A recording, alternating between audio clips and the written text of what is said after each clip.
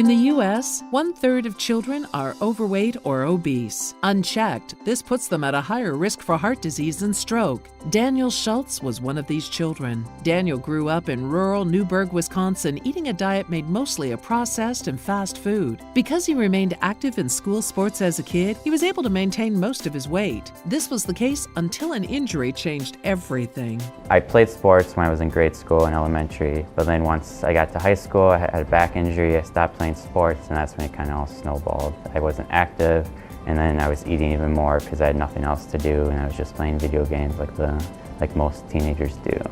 So in my sophomore year of high school, I peaked. I was 250 pounds. I wasn't really happy. The girls I liked in school weren't liking me back, and I wasn't at the stage I wanted to be in life. And it was all kind of a revelation that happened at the Valentine's Day dance sophomore year of high school. I was just by myself. I had my friends around me, but the girls I wanted to dance with weren't anywhere nearby. And when I tried to dance with them, they didn't want to dance with me. So that was kind of the motivation. It wasn't because of health reasons, it was just adolescent desires, and wanted to have that girl that I liked around my arm. I knew that soda wasn't good, and I knew that fast food were items that I should probably cut back on and realize what my body was actually consuming. I didn't really have any guidance, I didn't really have anyone telling me what to do, it was just kind of me wanting to make this change. And then I also started running. And running was the simplest thing to do. As long as you have tennis shoes, the gear, the shorts, t-shirt, anyone can start running. So I kind of realized I wasn't ever going to go back to that kid that I was, and this is my new life, and I need to progress from here. So. Daniel started by running a half mile. The run was a challenge, but he was not deterred. He slowly increased his mileage until he was running half and full marathons. So because of my experiences as a kid and being overweight and becoming obese in high school and losing that weight, I thought that I had practical advice that I could give to people, and I wanted to get more knowledge on why these certain foods are good for you and why they do that. So I pursued a degree in human biology with emphasis in nutritional science at the University of Wisconsin-Green Bay. And I also realized if you have a problem and you want to change it, no better way than actually doing something about it. So I decided to do a position at a weight loss camp as a nutrition educator / culinary instructor to inspire kids that are looking for a change, that want to lose weight a healthy way, without pills, without supplements, without weird ab machines, and want to do it the right way.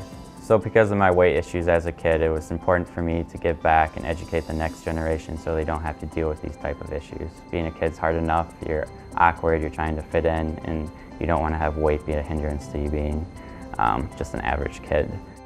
As a member of Food Corps, Daniel is helping the American Heart Association fight childhood obesity with the teaching gardens and local schools. With Food Corps, it gives me the opportunity to allow kids to connect with food, as well as giving them the full circle approach. You can tell kids to eat a carrot, you can tell them it's good for you, but it's more likely that they're going to try it if they grow it, they water it, they maintain it throughout the year, and then harvest it and cook with it. It's a for sure guarantee that the kids will actually eat it. So Food Corps gave me that opportunity to just connect with kids and help change their outlook. The Teaching Gardens is a program for 1st through 5th graders teaching children how to plant, grow, and harvest produce, and at the same time learn the value of healthy eating. As a result, many of the children have tried new vegetables and have even liked them. Before we planted our garden, I hated spinach, but now it's my favorite vegetable. I really recommend the garden. I never really liked spinach. Not my favorite, but I like the spinach smoothies. Well, I actually am a picky eater. I like it because I actually get to try vegetables I've never actually tried.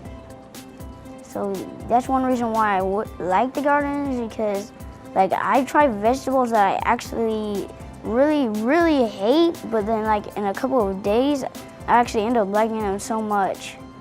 The American Heart Association's Teaching Gardens has been a great addition to what we've already implemented as far as health and wellness at our school.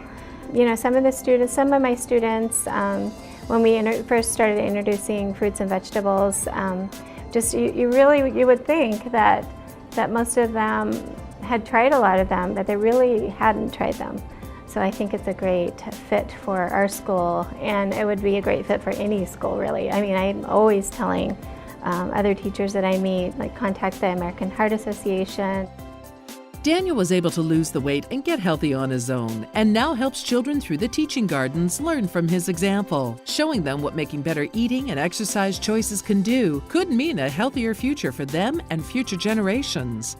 The idea that kids aren't going to live as long as their parents just kind of makes me sick to my stomach, in the sense that most of these reasons are just because of health related. Their diet, if they're smoking, or what type of food they're putting into your body, and if they're physically active. So it makes my heart break when I hear that kids are gonna not live as long because of preventable diseases. If it was some rare disease that had an effect that you couldn't control, but these are diseases that we can have a control over, which is it's disheartening to hear. You can help too. Your support of the American Heart Association allows for life-changing research and education programs in our community. Together, we can dramatically change the quality of life for our future generations.